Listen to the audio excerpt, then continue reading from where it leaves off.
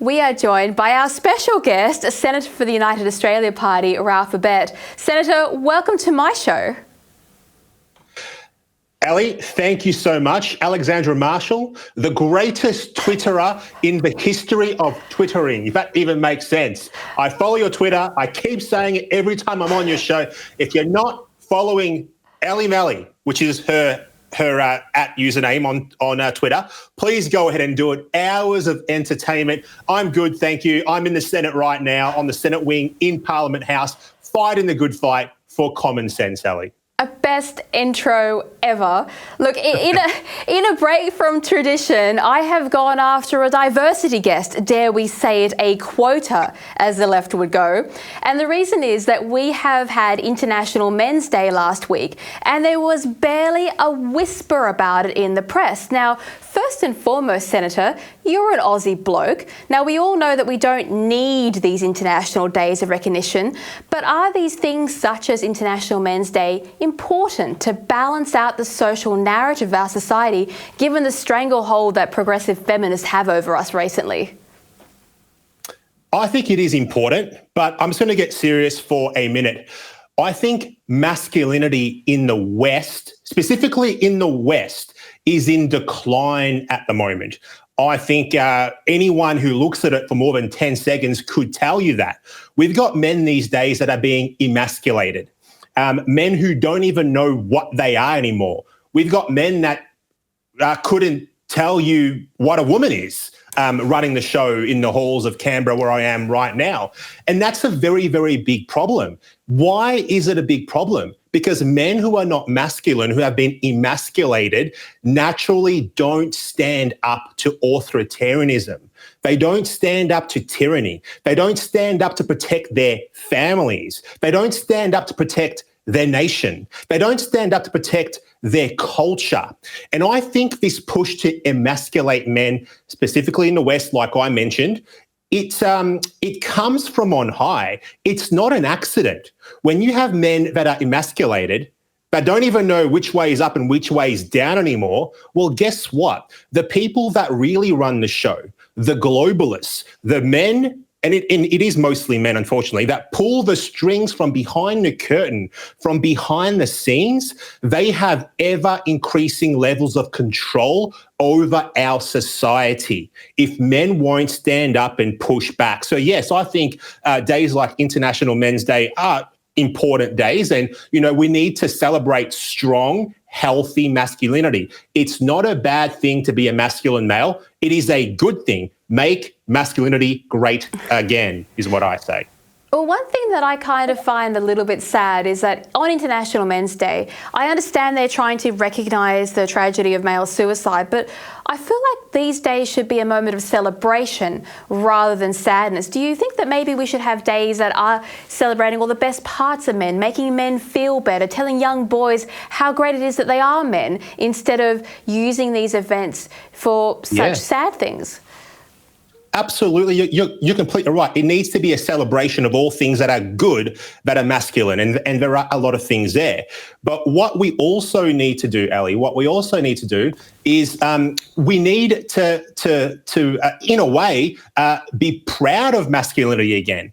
Because these days, if you're a boy, you're consistently told that you're bad and all this kind of stuff. You can't mess around. You've got to sit still when boys' natural inclination is to go and play and be rowdy. But, we need to recognize that there are differences between the sexes. Men and women are different. I spoke about this in the Senate last week when I was talking about mothers and fathers both bringing a different aspect to the family unit. And it's very important that we celebrate differences and that we say that it is okay to be a boy, but also celebrate the good things about masculinity, which is a lot, because masculinity, whether we want to admit it or not, it built the West as we know it today. It built the safe, prosperous, free civilization that we all get to enjoy. And if we lose masculinity, that civilization is very quickly going to go down the toilet. So yes, we should. I get the feeling that men are restless at the moment because our society has changed dramatically in the last couple of 100 years. It's gone from being an active society to a sedentary society, and that doesn't really suit masculinity particularly well. But I want us to go somewhere else first. Now, not only is International Men's Day not recognised by the United Nations because, why would they? But trendy publications across the West are also viewing any recognition of men as being dangerous and problematic. Now, back in 2016, one of these publications discussed the topic of male suicide, which, as I said, is the focus of this year's event.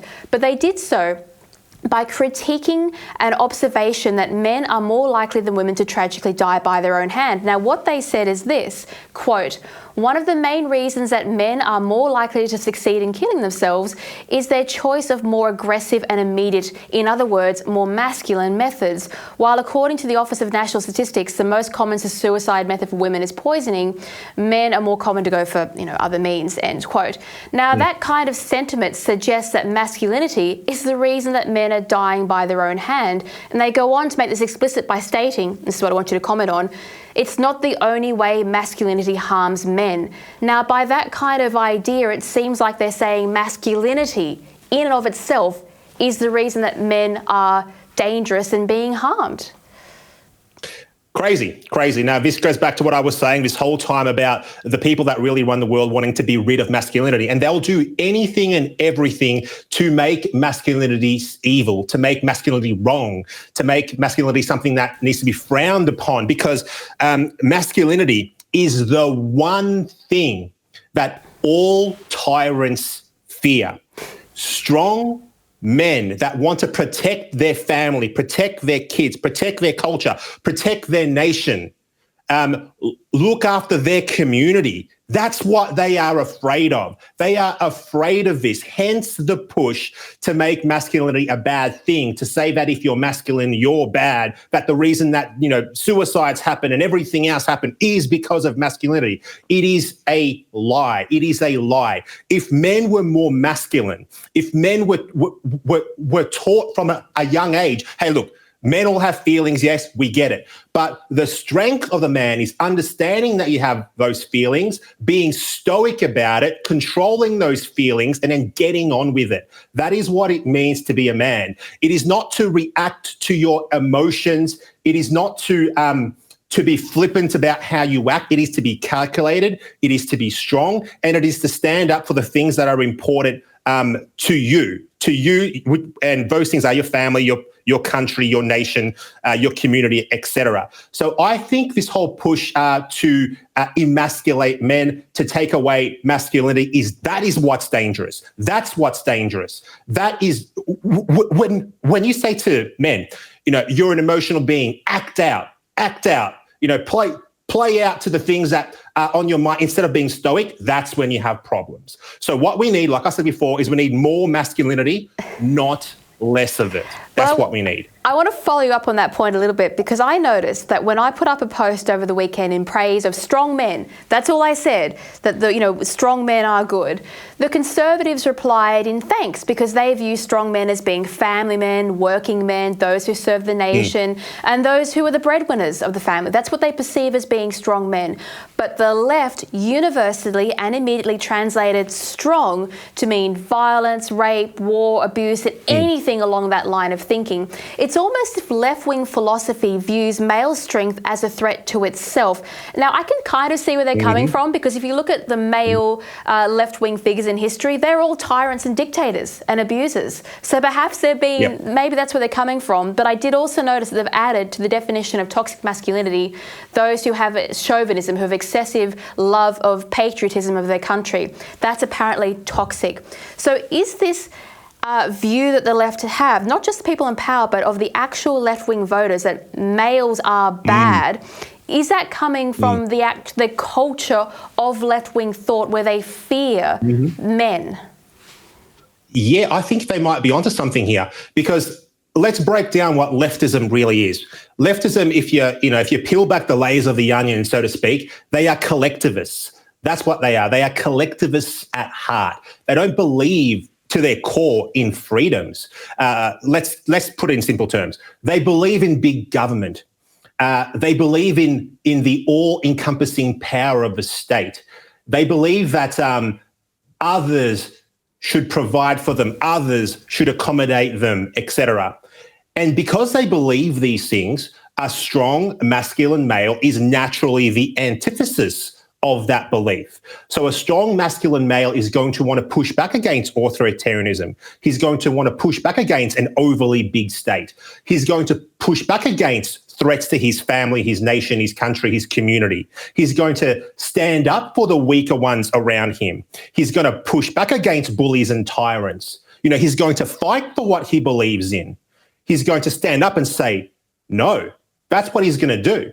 And that's what the left fears. The left fears this. So I completely understand why the left, even if they don't know that they're doing it, they don't know that they're even doing it, but intrinsically inside them, they have an innate fear of masculinity because they fear what masculinity means. And it means freedom. That's what it means. It means men, that their nation are being threatened, their families are being threatened. They'll pick up a rifle. I'll just, one example. They'll pick up a rifle and they'll run towards the gunfire. They're not doing it because they want to die. They're doing it because what's behind them, because their wife and kids and nation are behind them. That's why they charge towards the gunfire. And leftists hate that. They hate that because they're weak, pathetic little insects, these leftards. We should not be nice to them. That is what they are. They are degenerates. They are disgusting. The time is over for being nice to hard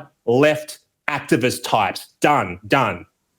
Well, the one good thing I can tell you about real women, the women who don't need to go and find pronouns to define who they are, is that they gravitate towards strong men because they recognise that civilization must be protected from all sorts of things, and only strong men can do that. That's right. Can I make a quick comment on that? So we're talking about men today because this, you've asked me about men and masculinity, but I also want to say that a strong man is not a strong man unless he has a strong woman by his side.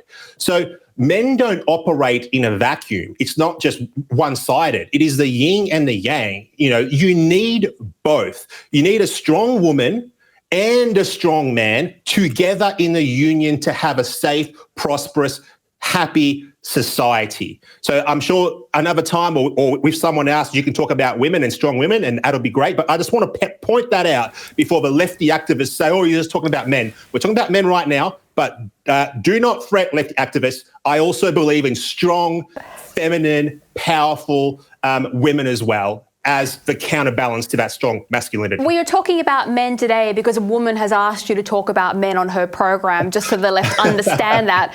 But look, one individual who embodies all of the masculine traits that are hated by the left is, of course, former US President Donald Trump. Now, I see you've received another little letter from Trump in the mail. Do you get the feeling that he is a serious contender to be the next US president? If so, will that shake up our Australian politics just a little bit? Well, look, is he a serious contender? Absolutely he is. He is the only contender, in my opinion. I mean, we've got President Biden in the White House now that the guy can't even string two words together. The guy can't even put one foot in front of the other and walk in a straight line. And the guy can't go up or downstairs. And you're telling me that this is the man who's running the United States today. He's obviously not the one who's running the United States. You know who's running it? The deep state's running it. The people behind the scenes that pull the strings. But that's a whole different story. But yes, I have written to Donald Trump in the past, and Donald Trump has written back. Donald Trump, he is the only man that can lead the United States. And people will often say to me, why do you care what happens in America? Well, ladies and gentlemen, Australia is only some years behind America. Whatever happens in the United States will eventually happen here. So it is in our interest to have a strong America, a proud America, a brave America, a prosperous America, because guess who's going to benefit? We are, because we are one of their very, very close allies. So when I support Donald Trump, I'm doing it, yes, because I think the guy's a great guy and he's done a great job, but also for selfish reasons as well, because I want Australia to be a better, safer, more powerful country when we have the right man in power in the White House on Pennsylvania Avenue, and that man is Donald J. Trump 2024. Well, I think if you wanted to put an image of toxic masculinity in the dictionary, you'd probably put Biden there, a weak man who doesn't know where he is, who creates hard times for people. Now, that is what I call toxic masculinity.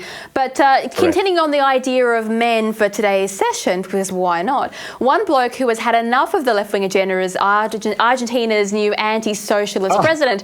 Now, he's starring in TikTok videos, wielding chainsaws and wandering around whiteboards, tearing down woke government departments. Now, I'm not sure if he's crazy yet. Time will tell. But the left-wing media is definitely panicking, because who would have thought Argentina would be the first ones to give up socialism? Do you think that geopolitics, it's not just his election, you've also got the European elections bringing forward centre-right people as well. Do you feel like we are seeing a shift finally away in rebellion of all this left-wing thought? Yes. Now, there will always be a shift away from left-wing ideology, always, because left-wing ideology destroys nations. That's what happens. Let's look at Argentina, for example, right? Argentina was one of the richest, most wealthiest countries in the Americas previously. However, leftist ideology took it from a prosperous, rich, wealthy nation where everyone had a high standard of living into a complete dumpster fire. That's what leftist ideology has done to that country. I mean, they've got inflation now over 100% at the moment. It's completely ruined. So the left-wing ideology destroys that state. Naturally, strong men rise, of course. Like you mentioned before, weak men create hard times create strong men create good times, and then it goes back around again. We all know that. So we are going to see the pendulum swing back the other way all over the world in the next generation or so, when people realize that the socialist ideologies that we are toying with at the moment is not a recipe for freedom, success, and prosperity. It's a recipe for disaster. That's what it is, a recipe for disaster. So yes, Australia wouldn't be in as good of a place as it is now if we didn't have the mining sector. If we didn't have mining, basically keeping our country afloat right now, which they're trying to get rid of, by the way, they're trying to push back on coal, gas, minerals, etc. We would be stuffed right now, and we would be much closer to being the Argentina of our region. So we have mining to thank for saving our country. But I don't think Australia is that far behind. I think within my generation, we're going to see a massive swing to the right. And I'm not just talking about over Liberal Party comes back to power. I'm talking about a complete rejection of socialism, leftist ideology, woke ideology out the door, and we're going to see a new generation of people come up that just say, no thanks. We've seen where this goes. We completely reject it. Conservatism is cool again. Right-leaning values are cool again. We believe in freedom. We don't want authoritarianism. We don't want big government. We want limited government. We want to be able to be the masters of our own destiny. That's what's going to happen. Well, one final question here today. These are hard times. There is no denying that Australia is in a terrible position, and certainly not the position we should be in, given how hard we've all worked, and nobody has made mistakes in the public arena. These are political mistakes. So my question is, are we governed by weak men? And can you see us finding any strong men? I mean, we've got you, but precious little else I see coming up. Do you think we're going to see more rising strength, be they men or women, in Australian politics to combat this? Or are we just kind of floating along tied onto the edge of the UK and US? Yeah, look, I think we are going to see it happen. It's definitely going to happen.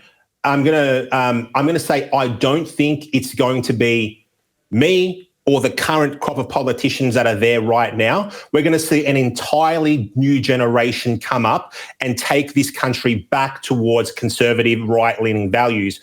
I think I'm too early to the party, and so is everyone else that's elected at the moment. We're too early, because the country although we're going in the wrong direction, we're not completely at the end of our tether yet. But we are going to get there, because socialism only ends one way. It ends in misery. It ends in destruction. It ends in failure. It ends in you not having enough food to eat and standing in a bread line. That's what it ends up going to.